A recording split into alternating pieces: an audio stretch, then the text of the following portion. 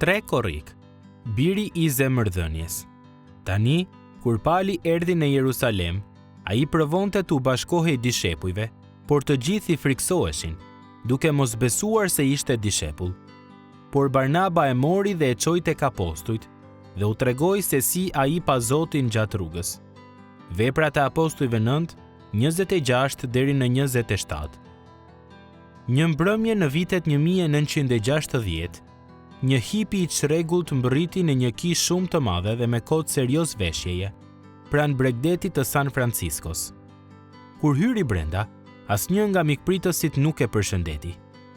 Kisha ishte e mbushur plot dhe teksa shikonte përgjatë rreshtave, askush nuk lëvizi, dhe kështu ai vazhdoi të ecte. Më në fund, pasi kishte ecur deri në pjesën e përparme pa gjetur një vend, ai ul këmbkryq në dysheme, mu në mes të rruginës midis radheve të karrigeve. Pikërisht në atë çast, vjeku kryesor, një burr shtatvogël, i veshur me kostum dhe me kravatën të kapur me një karficë, nga fundi i sallës filloi të ecte drejt fillimit të saj. Ai shkoi drejt të riut dhe u ul në dysheme për krah tij. Ai vjak ishte një Barnaba. Një Barnaba në një grup prej 500 vetash luajti rolin më të rëndësishëm në jetën e një të sapokthyerit në besim. Si dikush i sapokthyer në krishterim, vet pali nuk kishte ku të shkonte. Besimtarët në Jerusalem ishin të friksuar dhe dyshonin nëse ai kishte përjetuar vërtet një ndryshim rrënjësor në jetën e tij. Në këtë çast të jetës së tij, pali kishte nevojë për dikë që ta inkurajonte, ta udhëhiqte dhe ta njihte me kishën. Për këtë detyrë, Perëndia zgjodhi një burr të zakonshëm, të cilin kishte qenë duke e përgatitur. Ky burr ishte një i huaj nga Qiproja, me një përjardhje shumë të mirë fetare, të cilit i ishte vënë një emër i ri nga ata që e njihnin, Barnaba, që do të thotë bir i zemërdhënies. Veprat e apostujve 4:36.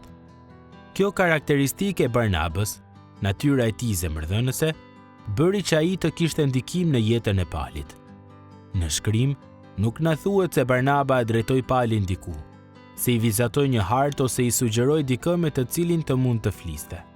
Jo, thjesht na jep 4 fjalë të mrekullueshme. Por Barnaba e mori. Për ta çuar dikë atje ku duhet të shkojë, duhet kohë, përpjekje dhe përshtatje planesh. Ndërkohë që shumë njerëz as që do të shqetësoheshin, Barnaba ndërhyri. Barnaba do të bëhej shoqëruesi i palit në udhëtimin e tij të parë të madh misionar. Veprat e apostujve 13, 1-3. Jo vetëm fillimi i jetës së krishterë të palit, por edhe fillimi i dëshmisë së tij ndaj jo hebrejve, i detyrohej shumë këtij heroi që nuk është lavdëruar sa duhet për kontributin e tij. Vetëm në qiell do të bëhet i qartë se sa shumë nga sukseset e shërbesës së palit erdhën si rezultat i mënyrës se si Perëndia e vendosi fillimisht dhe vazhdimisht Barnabën për krah të tij. Në kisha tona, kemi nevojë për njerëz me frymën e Barnabës. Njerëz që rrezatojnë këtë lloj dëmshurie, të cilët do të japin kohë, do të bëjnë përpjekje dhe do t'i përshtatin planet e tyre në mënyrë që të afrojnë dhe të mirëpresin ata që janë të rinj ose që gjenden në vështirësi. Në të vërtetë, në shumë bashkësi, ata tashmë janë të pranishëm. Çdo javë, kisha fuqizohet si rezultat i shërbimit të burrave dhe të grave që kuptojnë se nuk ka çaste pa peshë në ditën e tyre. Nuk ka takime të rastësishme, nuk ka njerëz të parëndësishëm, nuk ka detyra të papërfillshme. Çdo kishë ka nevojë për njerëz të tillë, të cilët janë të gatshëm të bëjnë atë që është e nevojshme për të marrë dikë nën krah, ashtu siç mori Barnaba palin. A do të jesh ti një prej tyre?